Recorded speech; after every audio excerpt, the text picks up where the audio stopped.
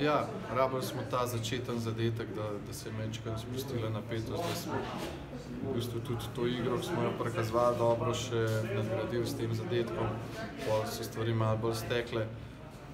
Je pa res, da je bil težek nasprotnik, ampak mislim, da smo zaslužili danes zmagali.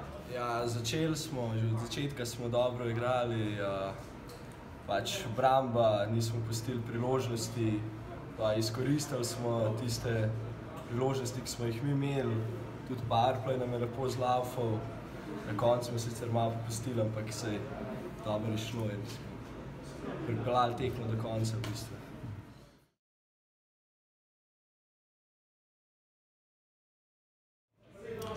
Ja, tam smo pač naredili en prekršek, so ga res lepo izkoristili, tako da so se nam približali, ampak jaz mislim, da smo drugače imeli kar stvari pod kontrolo, čeprav rezultat je bil res samo z enim golom razlike.